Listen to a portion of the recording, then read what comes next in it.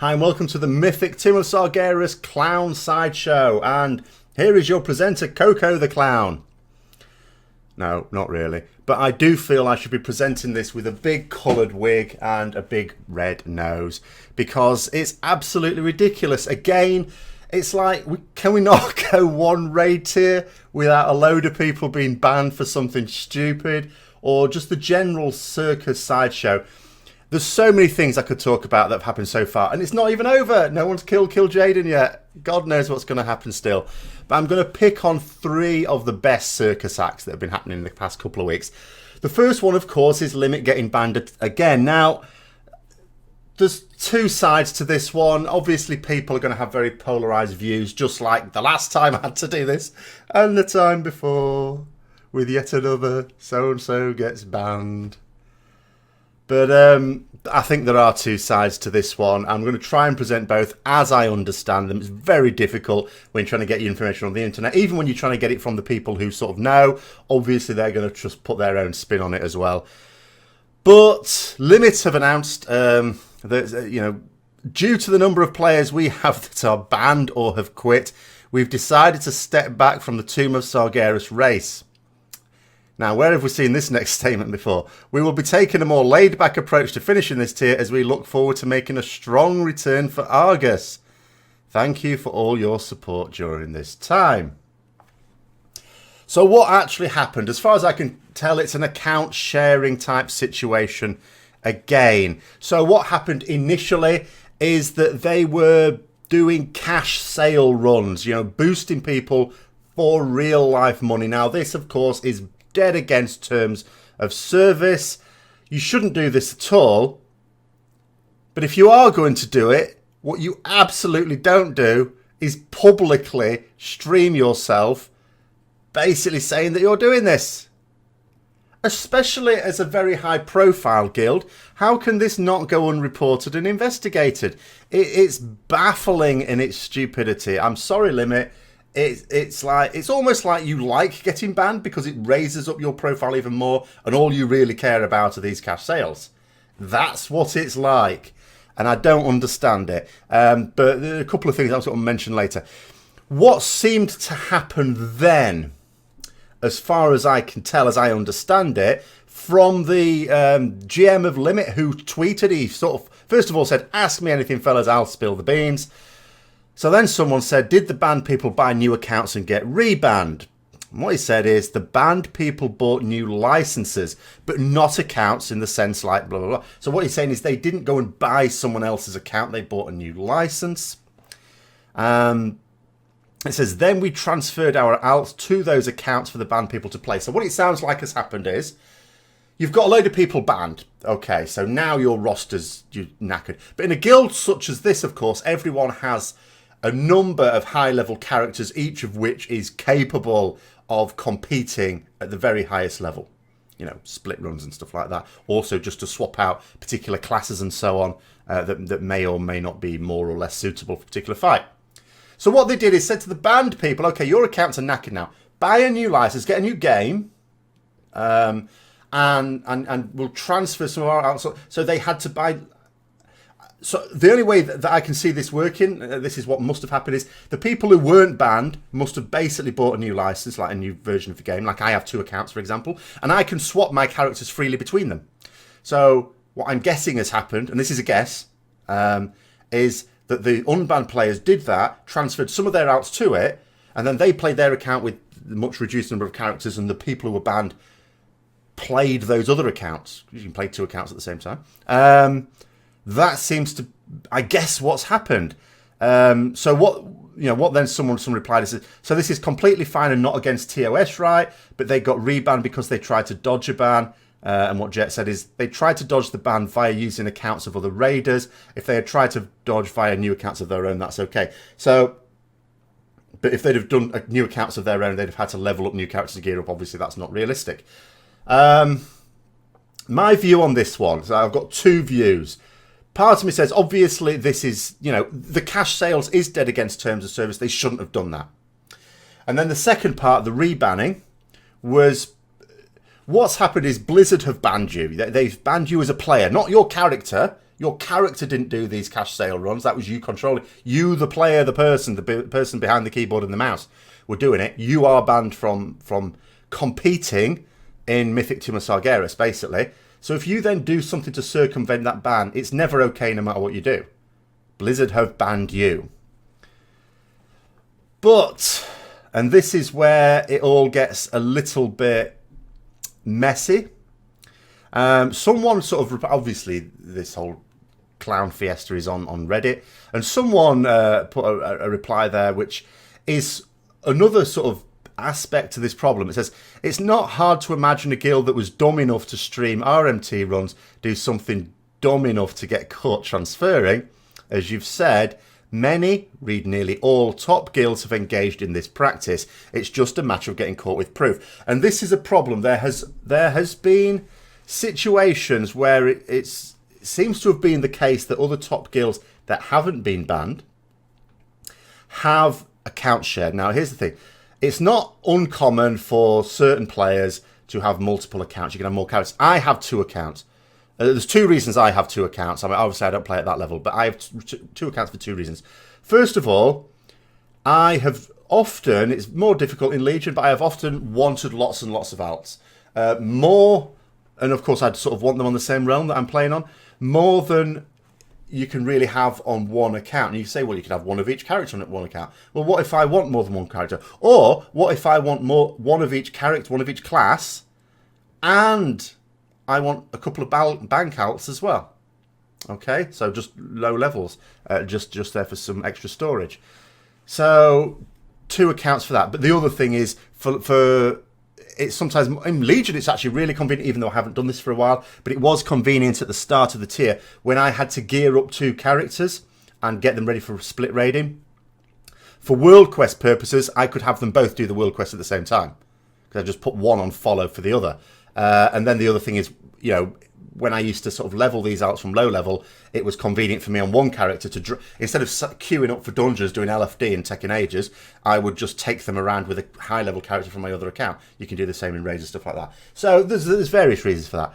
So it's not uncommon for people to have 2 accounts. But I can't, like, I'm not allowed to be playing on one account and let someone else play on another account. The whole idea is your characters have been leveled and played by you, and you alone are supposed to use them. You're not even supposed to share it with like your brother or your sister or your dad or your mum or whatever in the same household. Even that, obviously, that's not going to be picked up. No one's going to investigate and ban you for that because how they're going to know. But that's the sort of thing that's not supposed to happen. Even that's against terms of service. So certainly letting another player to give your guild an operational advantage in Mythic raiding is certainly dead against it, because what you could have is a situation, especially with the legendary system, where you can have someone gets really lucky on a number of their outs with legendaries and gear and stuff like that.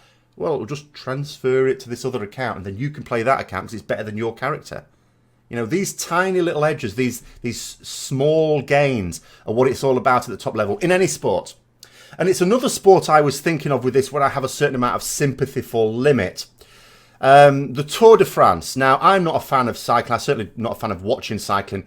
You know, it's just a load of blokes riding past on a bike. I can understand taking part in it, being enjoyable, but not watching it, because the only exciting thing that ever happens is when they have a big pile-up. But I have a couple of people in my office, share my office, who are very much into that, and they talk about it a lot. And of course, during the days of Lance Armstrong, it was very much the case that basically the term was used that everyone does it. Everyone cheats. Everyone is a drug cheat.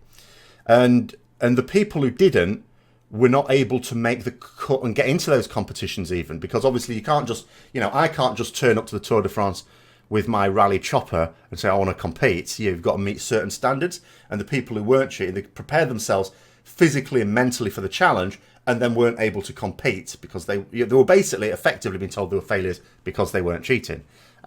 You can imagine the same sort of thing here. It's like, you know, we can't compete at this level because the people who are around us are doing all this thing and getting away with it, so we need to do that as well. There's that perception. Doesn't make it right, of course, but you can understand the temptation there.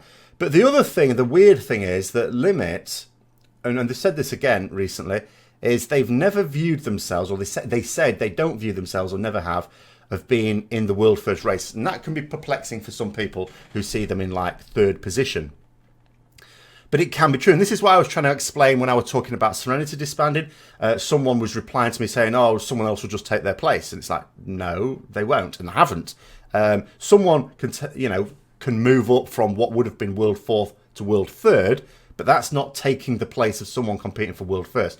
There is a gulf. Like there's no difference between, say, world 200 and world 201. There isn't actually very much difference between world 200 and world 500. But between world 1 and 2 of two guilds that are really competing for the world first and someone who's outside that race, there is a gulf in terms of time invested, preparation, all the rest of it that goes with it. And as limits say, they would have to put in much, much more time to compete at that level. So they're not really in that race. In which case, why would they even want to push themselves like this? Anyway, it's quite ironic. They are the only guild so far that doesn't actually understand the limit, if you see what I mean. Sorry for the terrible pun there. But anyway, that's the first Circus Act. The second Circus Act is from Blizzard itself.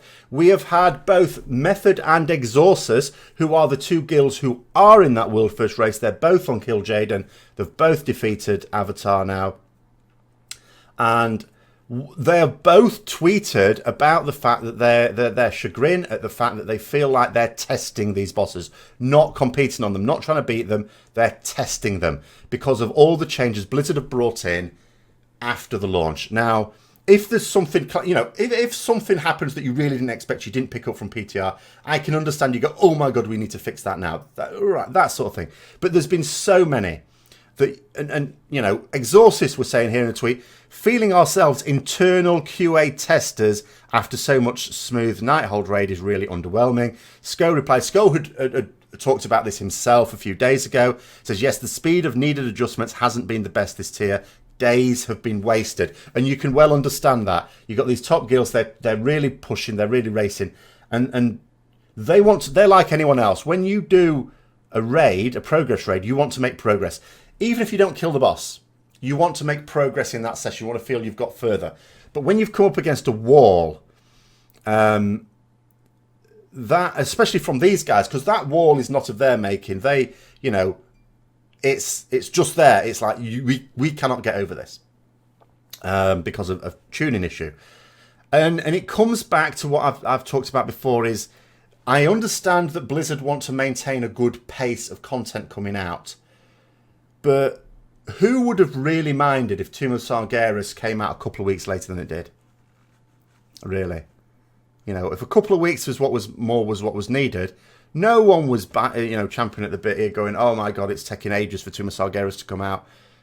Another couple of weeks of Nighthold would have been fine for everyone for a much better launch of Tomb of Sargeras, from both class balance and more importantly for these guys, the raid balance point of view, the actual raid encounters.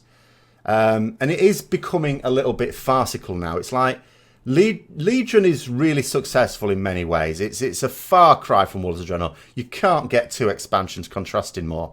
There's so much content. It's good. It's varied. And Blizzard have really been, they seem like they've been up for it for Legion in a way that they were trying to hide in Worlds of Draenor.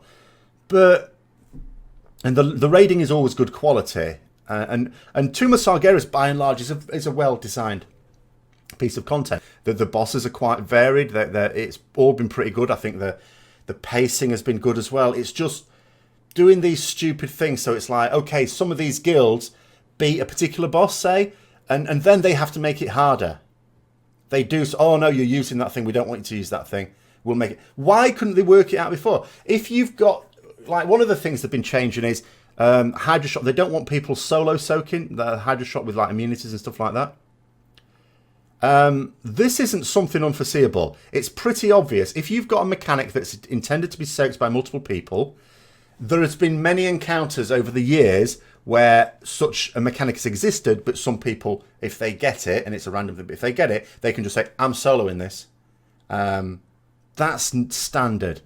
So in a situation like this, if it's possible to... They should have known that before this launched. If they didn't want that to happen, they should have fixed that before launch. What you don't do is let a load of guilds get that boss down and have it marked against them that we have killed this boss on this date, And then for the guilds who have almost killed it to suddenly say, no, you've got to change your whole strategy now. Completely reprogress in the fight. It's like all that practice you did, all that progression you did, largely wasted because you've now got to change your strategy. It's just not on. It's not on.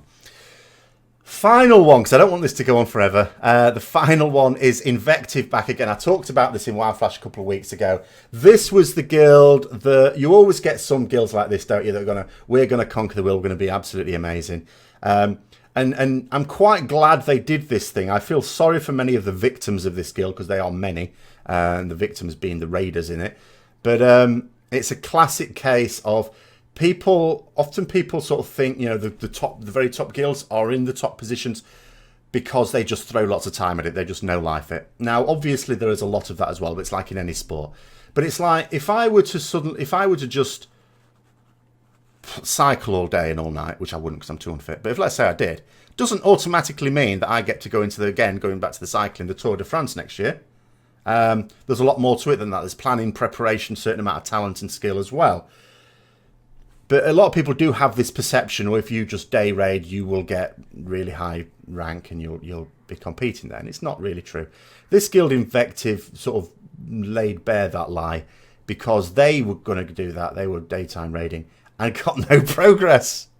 Like, it's almost like they were competing with what was just evening 2-day guilds, really, in terms of the level of progress they were getting. It's quite embarrassing. You know, after a few days, they were still on like 3 out of 9. Those are the easy bosses we polished over in a couple of hours when we got around to it.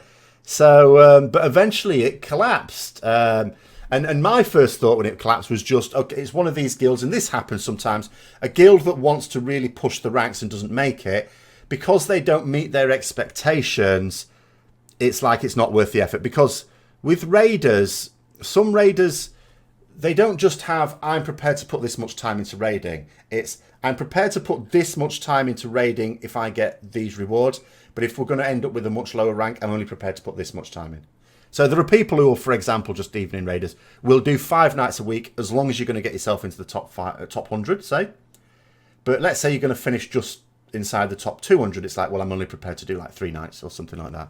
And if it's any lower than that, I'm only prepared to do 2. So they match the effort that they're willing to put in to the reward, which is fair enough.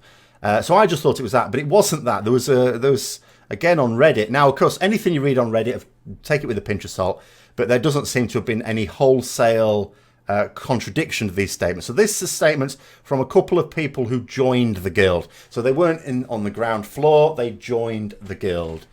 So they wouldn't have been in that sort of core clique. So it says, former Invective Raider here. Most of the players were not from Wildstar. That was a common perception. They'd been like, Wildstar, World First. I don't even know what World First is in Wildstar. As far as I know, there might only be actually one guild in Wildstar for all I know. But, you know, World First Wildstar that had come over to conquer WoW was the perception, he says. So it says, most of them were not from Wildstar. It says, maybe 5 or 6 were playing that game competitively. It says, GM destroyed the guild in the first week of ToS by loot soaking all his friends. Why have we heard this before? Even the crappy ones. We had an arms warrior we took to most of the kills without 4-piece and one raider with 4-piece on 3 of his tombs. Apparently he thinks he can carry the whole raid and doesn't understand that this is a team effort. All mythic progression, he didn't devise any sort of strategy. Sounds like us. Not bad. We literally just wiped non-stop with no real plan and only referring to top guilds that already downed the bosses. It says, I put so much effort into that guild all through Nighthold and surprise, surprise, ToS launches and he just juked us. I don't even know what that means. All this time I was farming stuff to carry the bad players in the guild and he runs around in other top-end guilds' Discord making a fool of himself, destroying our rep. They are still trying to reform, thinking any good, respectable player would join that mess. He would tell me on and on about how the bad players are just another body and that we would get good recruits. Now I find out about all this stuff he's done outside the raid. He wanted us to keep going after the raiders left and bring in his real-life friend who did 400k on Mythic Elisand. 400k. I'd be ashamed to do that on my crappy alt. And didn't know what an interrupt was to be a trial. You couldn't make this up, could you? That's delusional. His friend from France who just comes to raids does grey parsers, loot soaked over me, their highest all-star raider according to Warcraft logs for Nighthold. I don't blame the other raiders for going over to easy. He had the opportunity to keep them because they were pretty loyal, but what he pulled was messed up.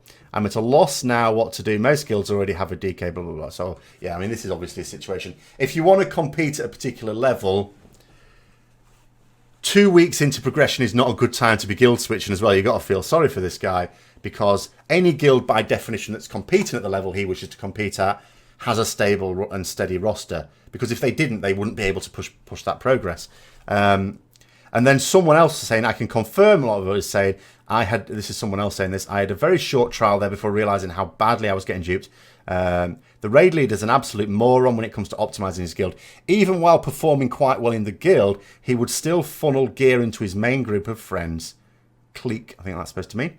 For instance, if 2 people needed a 930 item level piece relic, and one has 925 already and another has 890, he would rather give the 930 upgrade to the 925 person if they are part of his core friends. And he will do this even if that person is on their alt. He is a complete moron. His own core friends of players are pretty shit at WoW themselves. Pardon the French. They just pad numbers all day and that's about it. He would rather just... I think we get the impression here. So basically this guy's got a load of friends. He thinks you just need warm bodies in there. Throw yourselves at the wall. Eventually the wall will crack and fall down. But I mean, this is where it's not just the time you have to put into raiding. There's also that planning and preparation as well. The planning is you need to make sure you know the strategies. You get the ideally you do PTR testing and try things out yourself and try and keep them a little bit secret. But at the very least, watch streams of other people when they're doing that initial progress, and make sure you know what you're doing on those bosses. And this, it doesn't sound like that was there. The preparation is making sure that everyone is optimally geared, and that means giving the bigger upgrades to people who are going to benefit more from it. Now, that doesn't necessarily always mean the biggest upgrade for that person, because you could look at it. If you've got 2 people and one's really good, you might give it to them even though it's a smaller item level upgrade, because it will do more good in the raid. Or if you've got 2 people and you know on the difficult boss that's coming up, you're going to take person A but not person B, that sort of thing. But this is like, if you're giving really good upgrades to people who on friends, bad friends as well, outs over core raiders who are actually skillful enough to do these encounters, then you are just an absolute retard, aren't you? So there we are. Those are my top 3 Circus Acts of Tomb of Sargeras Mythic so far. There have been others. There have been other bans. It is all a bit of a nonsense, this. But I'm going to leave it there. You put your comments down below what you think of the whole thing. Obviously, the biggest news yet again is Limit, even though it's happened before. We really shouldn't be surprised it's happened again. But I hope you enjoyed it. And until next time, I'll see you later.